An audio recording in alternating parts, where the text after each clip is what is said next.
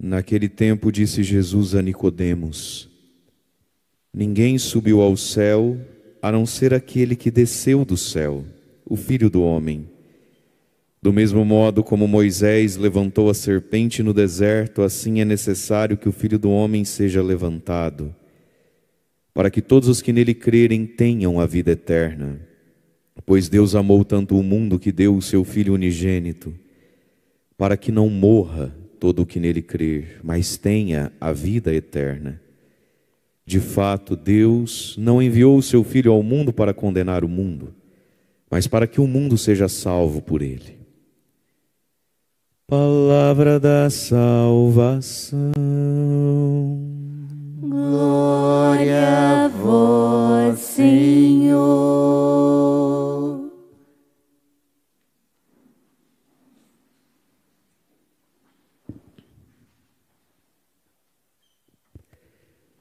Irmãos e irmãs, celebramos hoje a festa da exaltação da Santa Cruz de Cristo, de nosso Senhor.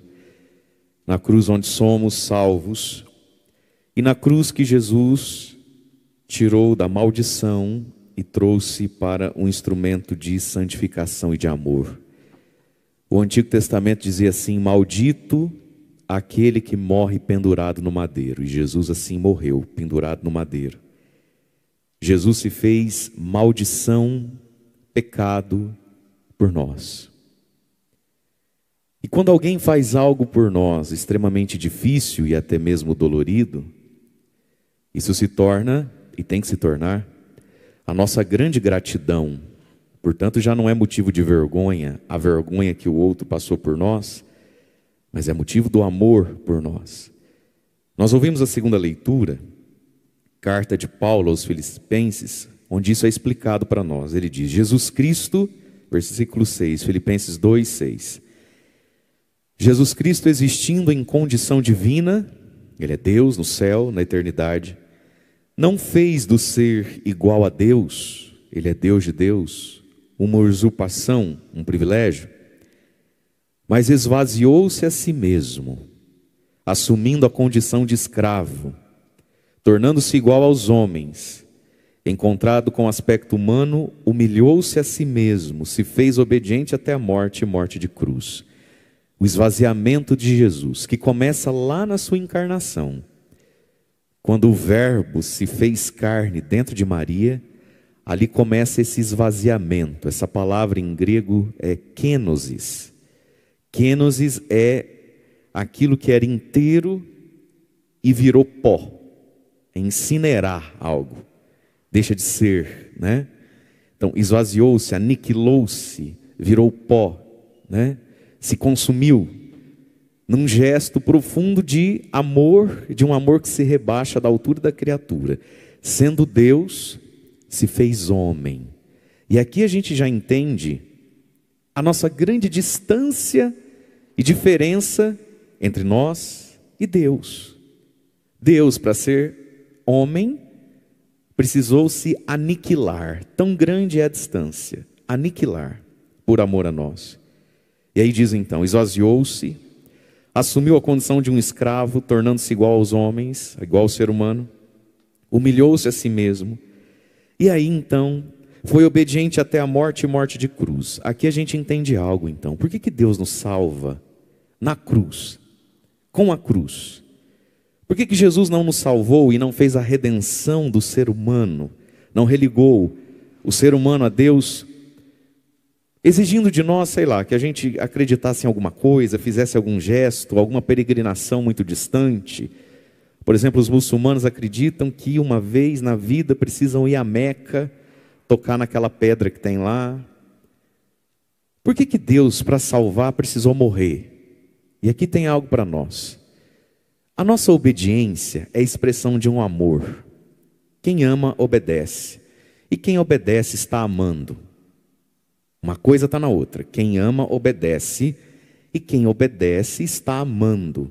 Senão é só da boca para fora. Em Adão, o pecado entrou no mundo por um ato de desobediência.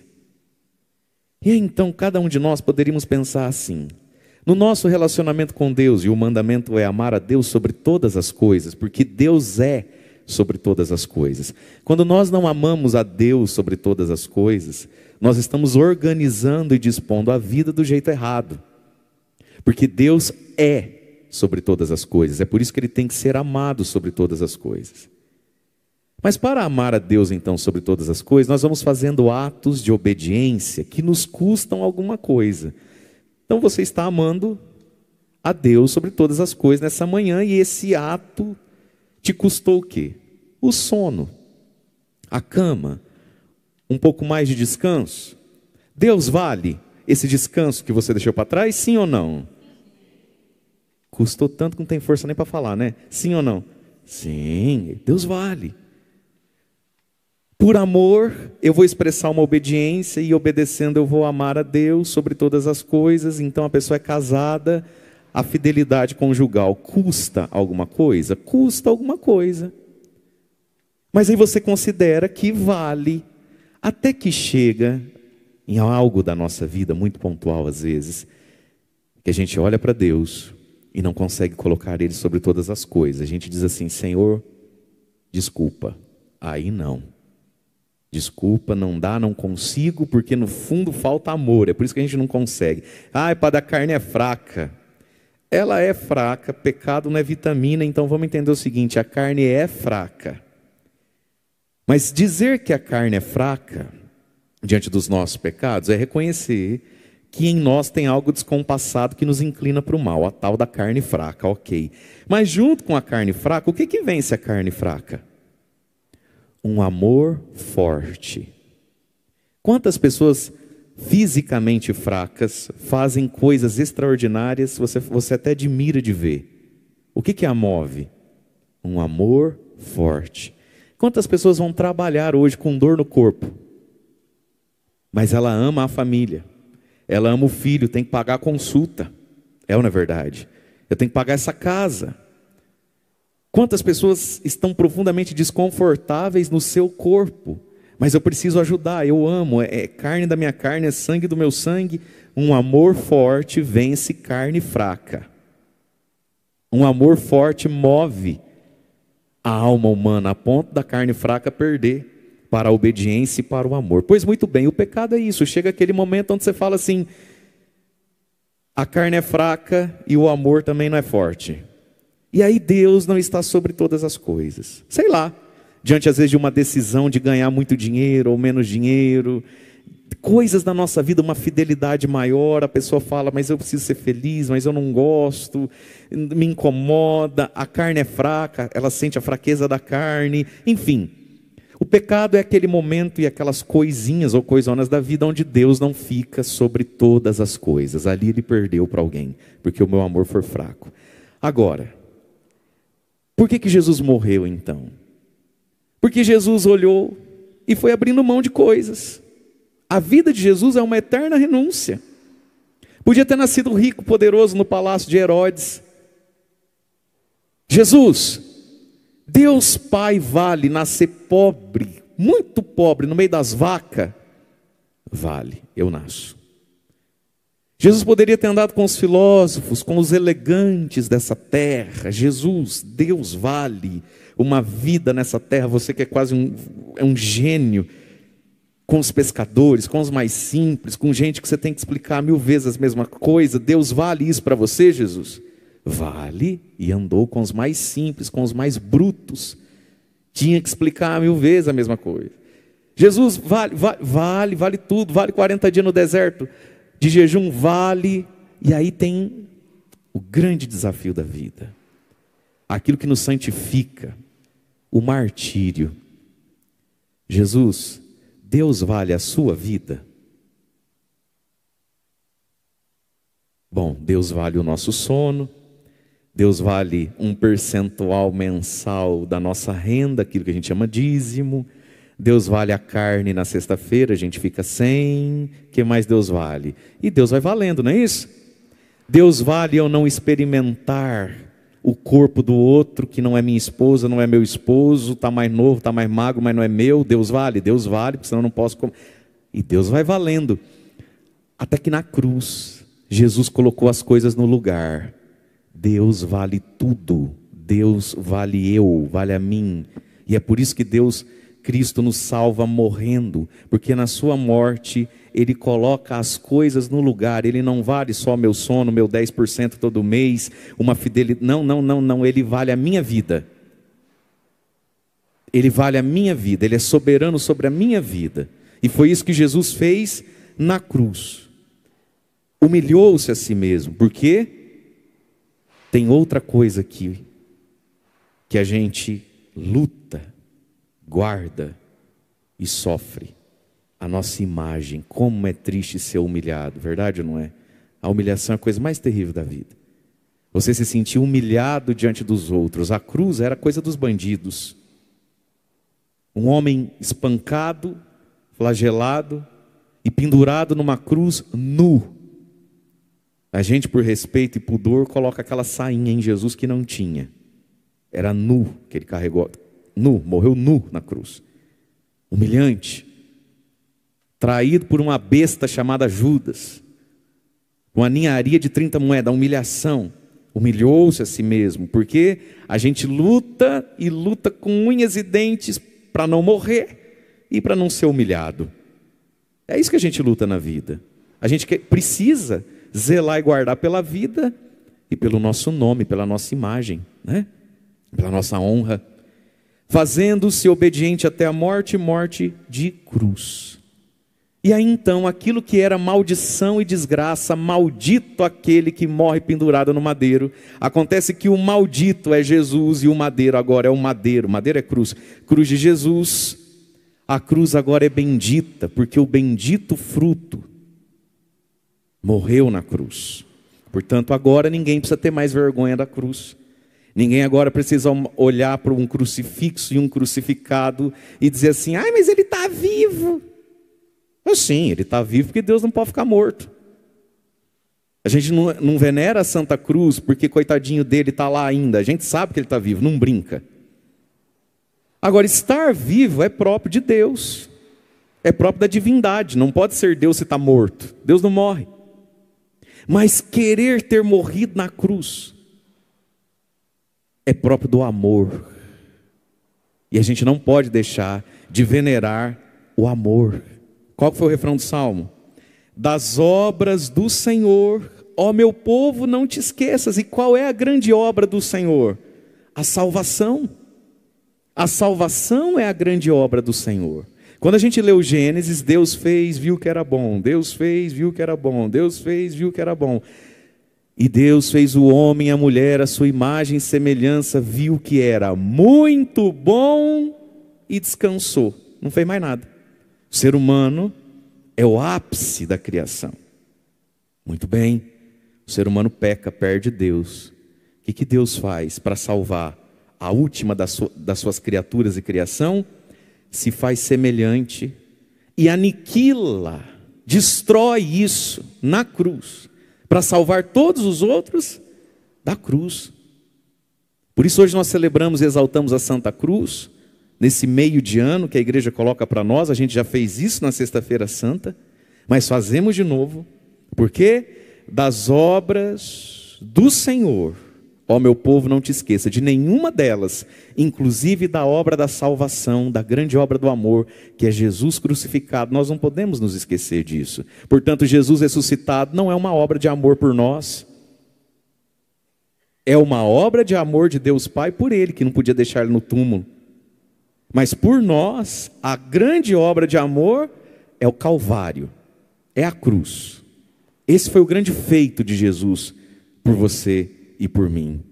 E aí essa cruz vem para remediar o pecado humano, que na primeira leitura está contada nessa realidade que o povo viveu na travessia do deserto. O povo sai do Egito da mão do faraó, que o escravizava, que o impedia de celebrar a Deus. No Egito o povo trabalhava de segunda a segunda, faça sol, faça chuva, faça praia, não tinha. E não tinha dia para descansar. E nesse dia que já não havia para descansar, por consequência não havia para o povo o direito de cultuar a Deus.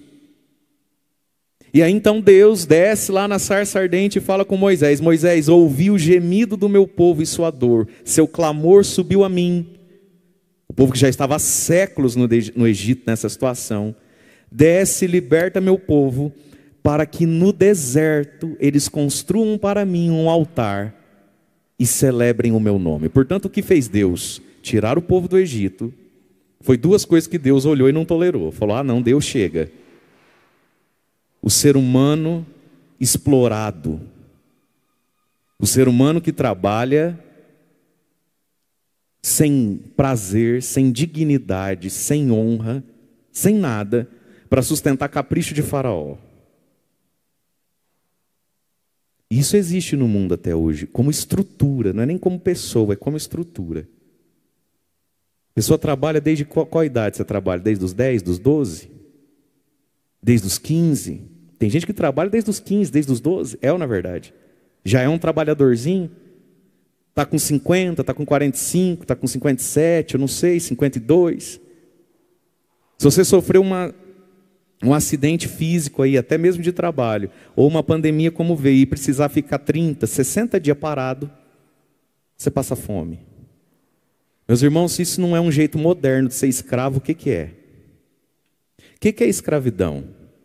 Eu te devolvo o suficiente para você não estar pelado e alimentado. Isso é escravidão. O que eu preciso fazer pelo meu escravo? Ele tem que ter uma roupa, não pode ficar pelado. E ele tem que comer para não desmaiar. Quando a gente descobre que entre nós e tantos de nós, passamos uma vida trabalhando. Você trabalha desde os 12, desde os 15. E se você precisar ficar um mês em casa, porque torceu um tornozelo, está inchado o ombro, está com uma bursite, eu não sei o quê. Não vai 2 meses, depois de 50 anos trabalhando, ou a igreja manda uma cesta, ou alguém faz alguma coisa por você. Isso é uma escravidão bem aguada, mas é uma escravidão. O ser humano sem dignidade, sem autonomia, sem fruto do próprio trabalho. Se eu não trabalho hoje, eu não como amanhã. A grande maioria das pessoas vivem assim. Esse grande faraó do mundo que é o dinheiro. Agora o dinheiro é para o faraó e o faraó é para o dinheiro, não é para todo mundo, né? O faraó não tinha esse tipo de dificuldade. E a outra grande questão que Deus falou, chega, já deu, é o fato do seguinte: como assim eu que fiz tudo e dei os dias, não tenho um dia para mim? Vocês estão me roubando. Como assim eu que fiz tudo não sou reconhecido na terra? Então Moisés vai tirar meu povo do Egito, e tem toda a Páscoa, tudo aquilo que a gente conhece. Então, o Egito como imagem do inferno, Faraó como imagem do demônio. E aí o povo agora vai para a terra prometida, Canaã, corre leite e mel, é a imagem do céu, da vida eterna, da santidade, da virtude. Muito bem. Entre uma coisa e outra tem o deserto, né? A travessia, andar no deserto. Por quê? Eu saí do Egito, mas agora o Egito tem que sair de mim. Porque enquanto estamos na mão de Faraó e estamos no Egito, por mais sofrido que seja, o cachimbo entorta a boca. A gente pega o jeito, a gente reproduz, a gente sofre tanto na mão do diabo que a gente vira um diabinho. Quantas pessoas a gente conhece que reproduz a história? Sofreu tanto na mão de um pai que bebia e traía, o que ele faz hoje? Bebe e trai. Sofreu tanto na mão de uma mãe histérica, azeda, cheia de neurose, que hoje é como? Uma esposa e uma mãe histérica, neurótica e possessiva. Sofreu tanto dentro de uma casa melancólica, triste, pessimista, onde um comparava o outro, onde um filho era o queridinho, tinha tudo, o outro era tratado igual bicho, que hoje é como dentro de casa. Mesma coisa. A gente sai do Egito, o Egito não sai da gente. O cachimbo entorta a boca de quem fuma. A gente fica tanto tempo na mão do pecado, que quando o pecado não quer a gente quer ele. Então tem que andar agora no deserto, e aqui começa a cura interior, vamos dizer, do povo e cada um de nós. Deus faz grandes obras que a gente não pode se esquecer. Aquele acampamento que a gente viveu e nem queria ter ido. Aquele retiro que a gente foi e quase não foi, mas foi. Aquela missa que a gente veio lá, só aí o padre só não falou o CPF da gente, e aí cantou aquela música, a gente se arrepiou inteiro. Aquele dia que a gente estava nem aí com a paçoca, mas aí o ministro da Eucaristia passando perto de mim, eu nem ia comungar, ele passando com a âmbula, com a Eucaristia, Jesus Eucarístico, eu comecei a sentir como um arrepio, um fogo, um suador que entra daqui e sobe para lá. Deus faz uma grande obra e salva, e abre a porta do Egito. Só que agora vem esse caminho da purificação, da santificação, essa ascese interior, essa mortificação do Egito que pegou na gente. É igual você passar perto de uma queimada, de uma fogueira. Você não entra no fogo e não se queima, mas fica defumado. O cheiro vai junto, né? Até parece que você saiu de dentro dela. E aí o que aconteceu aqui? O povo precisa ser liberto dentro. E o povo então começa a caminhar. E durante a viagem, durante a vida, porque essa é uma imagem da vida, como uma viagem, o povo começa a se impacientar e aí vem o pecado que abre porta para o diabo. Lamúria, ingratidão, blasfêmia e descrença. Começa a falar o quê? Contra Deus. E contra o Moisés, que tinha acabado de tirar da mão do faraó. Foi ele que conversou com o faraó, foi ele que negociou as coisas, foi ele que abriu o mar de jeito milagroso. Agora, o deserto não é fácil, né? É complicado o deserto. O que o povo faz? Começa a se impacientar contra Deus e Moisés dizendo: por que nos tiraste do Egito para a gente morrer nesse deserto? Não tem pão, não tem água. Já estamos com nojo desse alimento miserável. Qual era o alimento miserável que eles estavam com nojo? O maná, o pão do céu. O que o pecado faz com a gente no deserto? Quando a gente vai nesse deserto da vida e começa a gente se impacientar contra Deus e os seus desígnios, era melhor ter ficado na mão do faraó, pelo menos lá a cerveja era gelada. O pecadinho, gente, que nos amarra a vida inteira. O que adianta eu estar livre, eu estar bem, eu ter dignidade, se eu não tenho sexo? Era melhor ter continuado na mão daquele canalha lá. Pelo menos de vez em quando eu tinha uma relação sexual. Tem muita coitadinha por aí que não é tão coitada não, viu? O pecado amarra todos nós. Se é tão ruim assim, por que você não pula fora disso aí? Gente, a alma humana tem segredos inconfessáveis às vezes. Era melhor ter ficado lá, porque lá tinha cebola. Vez em nunca o faraó dava uma cebola. Porque o diabo e os diabólicos são assim. Quando ele vê que vai perder, ele afrouxa, ele mima. Assim. Quando de fato ele vê que ela vai fazer a mala, pegar as crianças e ir embora, ele acalma, compra um bombom, uma flor, deixa ela 2, 3 dias indo, fazendo o que quer. No 4º dia, o Lázaro ressuscita para ser lazarento de novo. E ele começa a voltar a ser faraó de novo. Não vai 15 dias, virou cão de novo.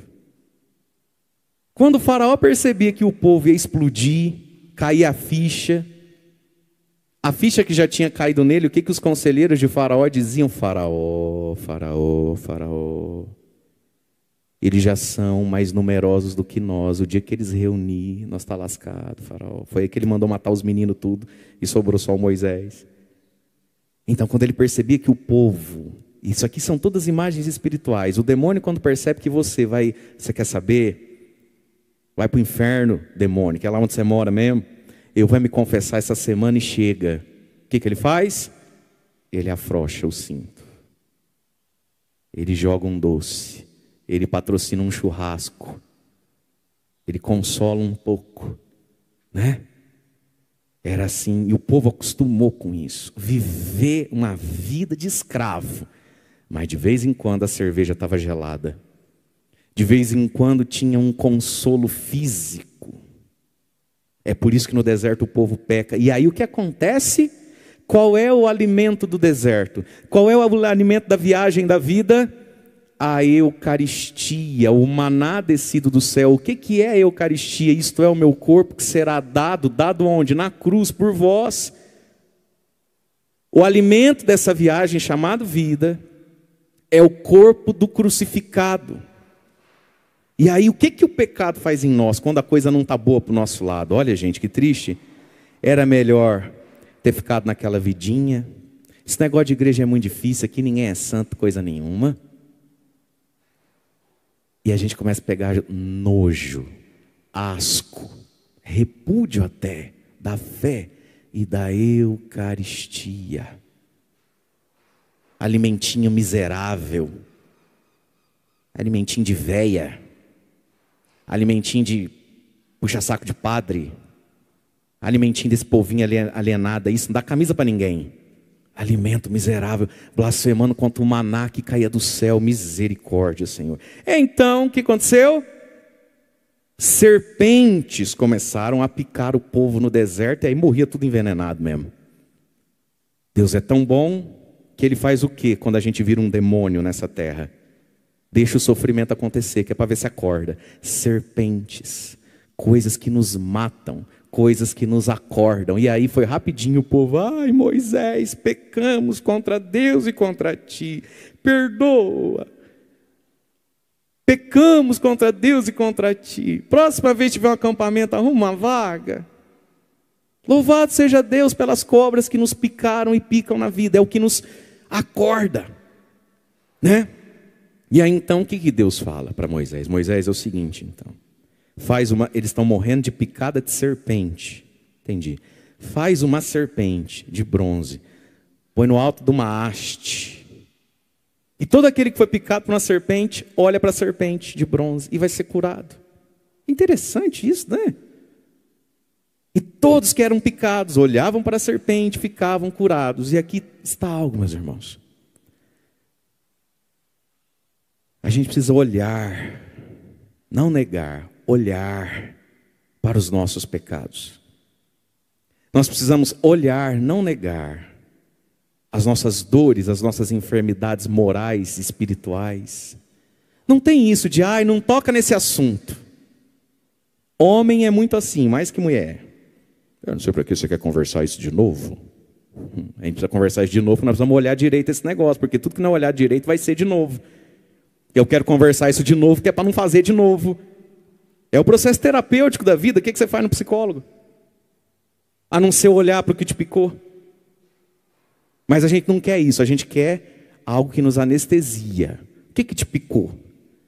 O abuso vivido pelo pai? Eu não sei, tantas coisas nos picaram, mas a gente não quer isso, a gente quer anestesiar. Muitas pessoas querem isso. Tem que olhar. E olhar como? Olhar para se fazer de vítima? Olhar para ficar com ainda mais medo da vida, do diabo e do mal que existe nesse mundo, Padre, meu Deus do céu? Não. Olhar para enxergar a ação de Deus no mal. É para isso que se olha para a cruz. É por isso que a gente olha para o nosso passado, para as nossas feridas, para os nossos pecados e toca neles com o olhar e com a confissão. Para a gente se sentir ainda mais desgraçado, miserável, sofredor, e esse mundo não tem jeito mesmo. É para isso? Não. É para encontrar a salvação naquilo que o demônio quis usar contra nós. Esse é o ponto da vida. Olhar para a serpente é relembrar a soberania de Deus.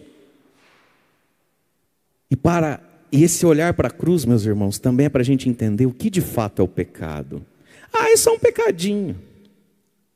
Ah, mas Deus perdoa. Onde é que a gente entende o que é o pecado? Na cruz. No crucificado. Quantas vezes, olha, acho que você já viveu essa experiência. Quem está acordado, diga eu. Muito bem. Quantas vezes a gente já viveu essa experiência aqui, da gente só entender o que a gente fez ou causou no outro, a partir da lágrima do outro. Acho que todo mundo já viveu essa experiência de achar que não tinha feito nada, não falado nada. Assim, até que você consegue ver no outro o tamanho da bobeira que você fez. Você fala, nossa, se eu soubesse que eu tinha chateado esse tanto, eu não, desculpa. Quantas vezes não foi a expressão física do outro? A orelha vermelha do outro? Que você falou assim, nossa, que piada sem graça que eu contei. Ai, desculpa, eu falo mais com a boca. Quantas vezes foi uma lágrima do outro? Com criança. Às vezes você fala de um jeito, você dá uma, né?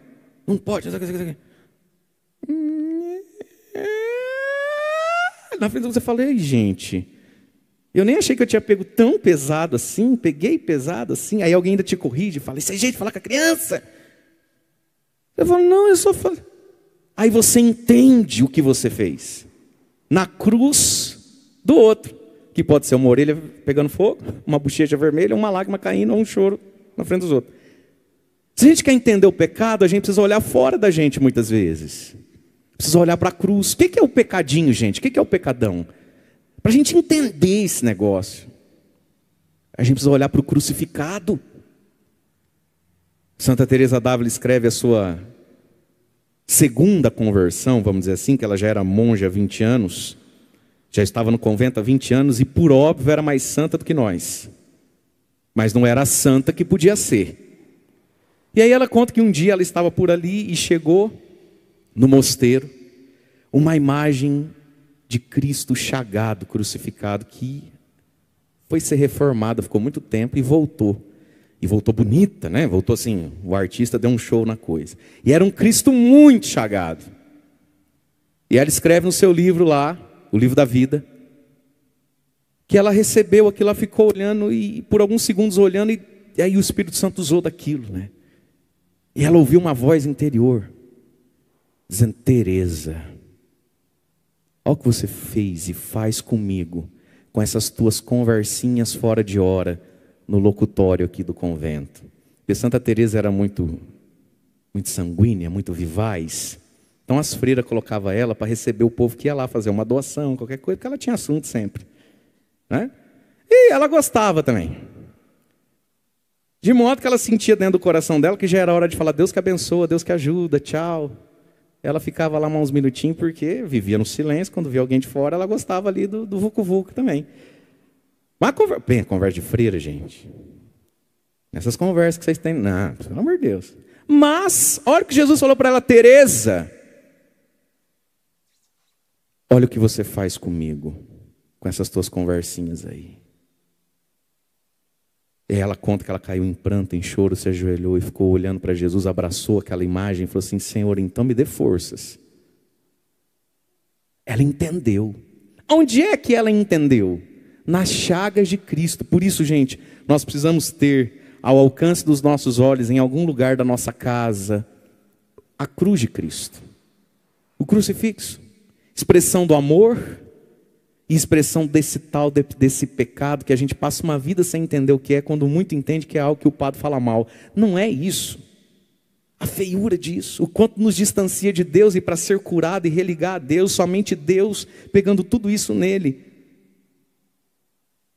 Então tem que olhar para a cruz, nas chagas de Jesus. E aí Deus, ao longo do tempo, pela nossa disposição interior, Deus vai nos ungindo e a gente vai entendendo os nossos pecados. O que a gente faz com o outro, conosco e com Deus. O nome disso é quebrantamento, contrição. Quantas vezes a gente se confessa, e tem que se confessar às vezes, por um ato de fé, mas sem contrição. Lá no fundo não está doendo, nem arrependido, está tudo certo, mas Deus diz que é errado, está errado. É um ato de fé, o que já é bom.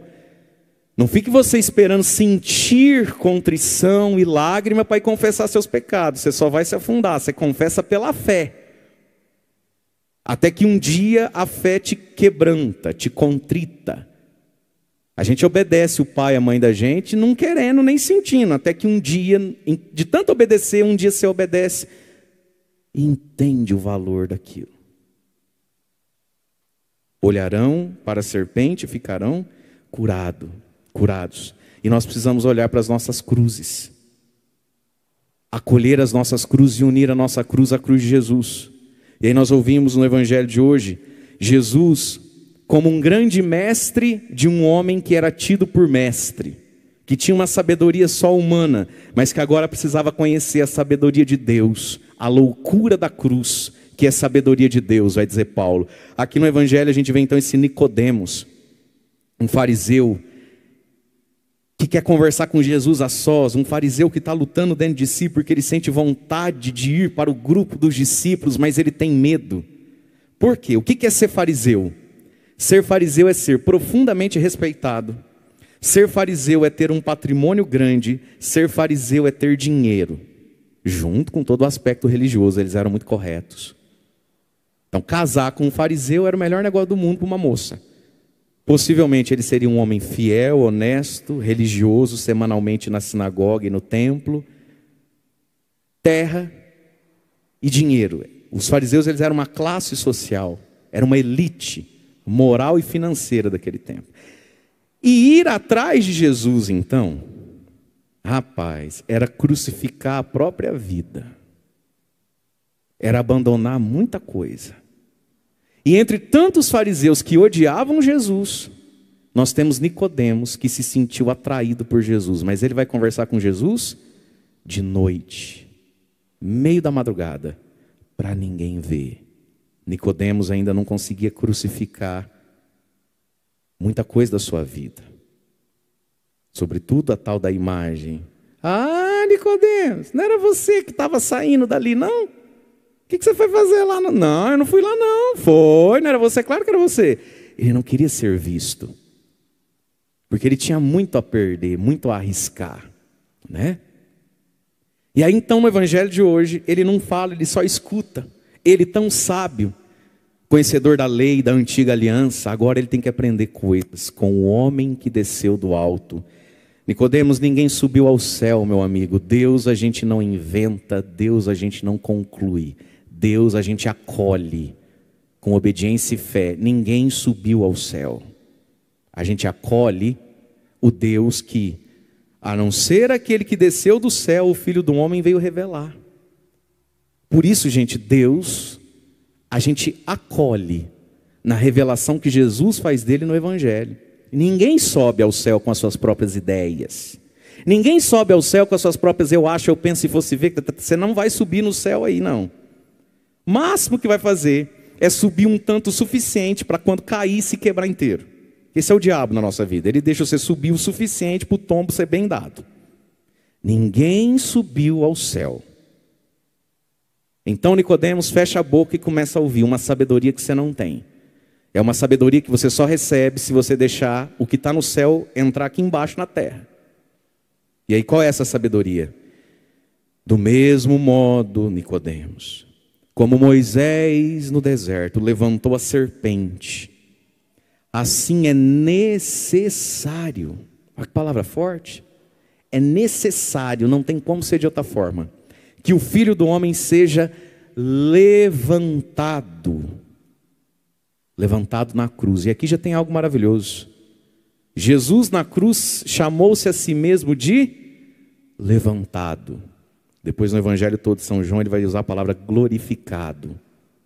Olha, quando a gente olha para a cruz, isso é uma tragédia. Isso é uma injustiça. Para quem o colocou ali, é uma vitória e ele é um besta que perdeu. Toma, trouxa, não mandei ficar quieto? Mas para ele que lá está, ele está sendo glorificado, levantado na sua fidelidade a Deus. E aqui está, meus irmãos e minhas irmãs, a fidelidade a Deus muitas vezes faz a gente ser debochado, ridicularizado. Mas aos olhos de Deus, e portanto deveria o seu ser o seu próprio olhar sobre você mesmo. Ao invés de você ficar acolhendo o que as amigas falam, o que as cunhadas e os cunhados cutuca, o deboche da tua cruz, o deboche da tua santidade, por que você não se apropria da verdade das coisas? Porque a verdade não é o que as pessoas falam, é o que Deus pensa. Isso é a verdade. A verdade das coisas é o que Deus pensa delas, não é o que está todo mundo dizendo. E o que é que Deus pensa desse homem na cruz?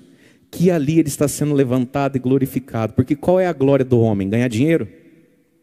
Qual é a glória do homem? Fazer sucesso? Qual é a glória do homem? Fazer sexo? Viver o luxo? Se vingar dos outros? Qual é a glória do homem? Onde é que está o homem glorificado? O homem glorificado é o homem unido a Deus no amor e na obediência. Isso nunca é tão visível quando isso se dá numa cruz. É por isso que Jesus na cruz diz, quando eu for levantado, glorificado, entronizado. Por isso, de novo, nós não temos vergonha da cruz. Porque não é maldito o que está no madeiro. O que está no madeiro é glorificado, é o trono dele. Ele nunca reinou tanto em Deus como quando na cruz.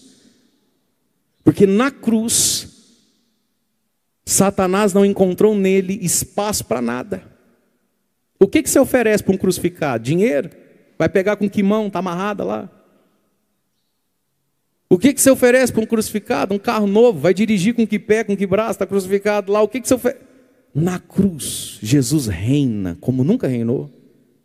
Esse é o olhar, portanto essa é a verdade, porque é o olhar de Deus. Quando eu for levantado, aí ele diz, para que todos os que nele crerem em quem? No Cristo levantado na cruz, e no valor da cruz para cada um de nós, tenham vida eterna. Gente, a vida eterna passa pela cruz de Cristo, e pela nossa própria cruz unida a Ele, né? Pois Deus amou tanto esse mundo doido, velho, sem porteira. Deus amou tanto cada um de nós que fez o quê? Deu. Muitas pessoas viveram na vida a experiência de eu te amo tanto.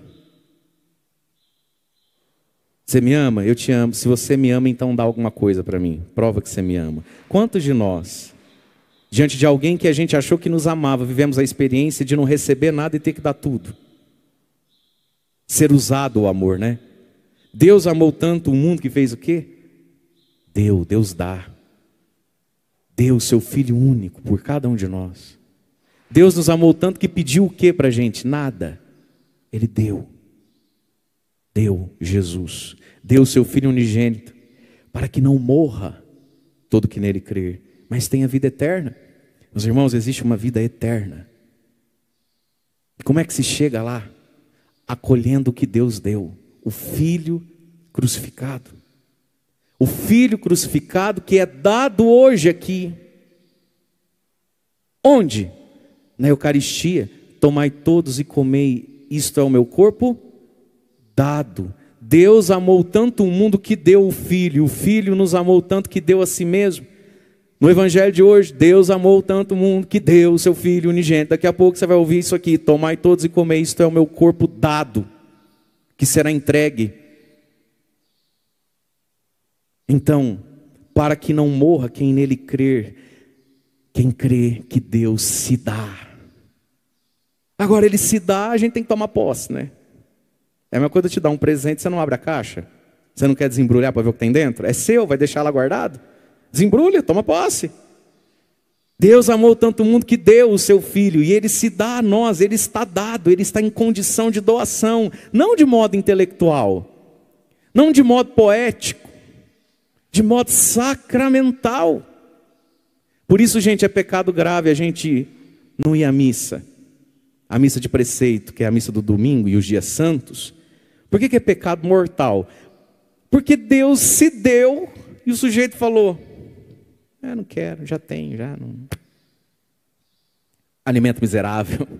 Prefiro a cebola do farol. Percebe? Deus te amou tanto, me amou tanto que se deu, e não só se deu, está se dando, se dá todo dia.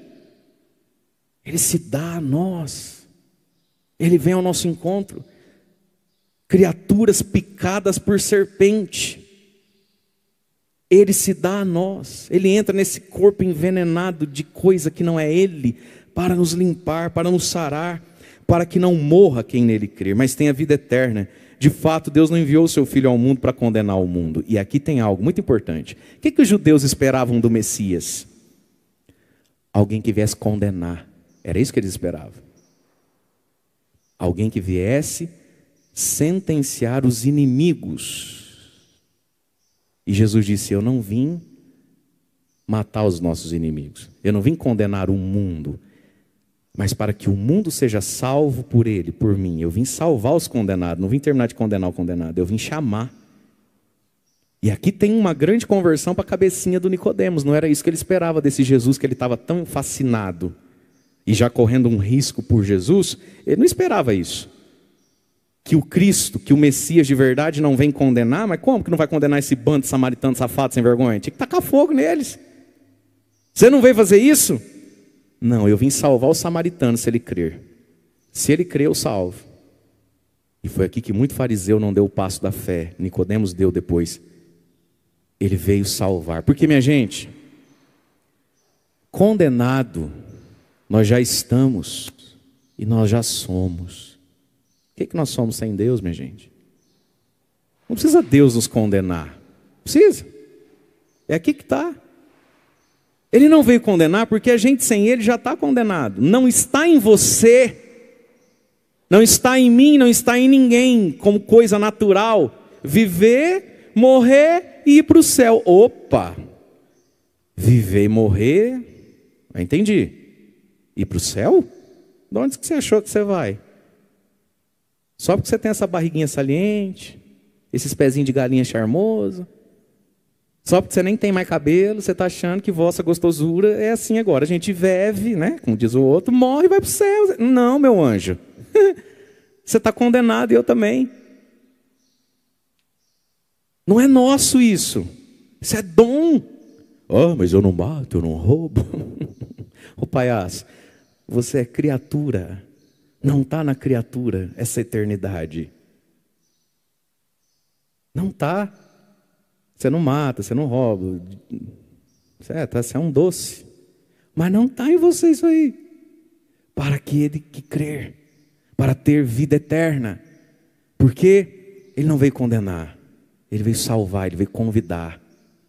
E todo aquele que se sente condenado, todo aquele que se reconhece às vezes condenado, porque às vezes a ficha cai e a verdade é dura. Eu estou condenado. Sendo eu quem sou, sendo eu quem fui, salvo eu não posso estar. Todo aquele que nele crer na cruz, e que o lugar do pecado não é dentro de nós, não é nos nossos hábitos, que o lugar do pecado é na cruz, todo aquele que crer, Ele veio salvar, Ele estende a mão. Ele estende a mão. Para o judeu mais santo, queridão do templo, Nicodemos, para Madalena maluca, Ele estende a mão.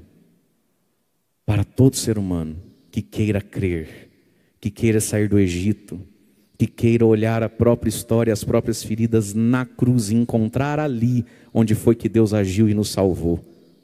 Bendita picada de serpente. Quero convidar você a ficar em pé.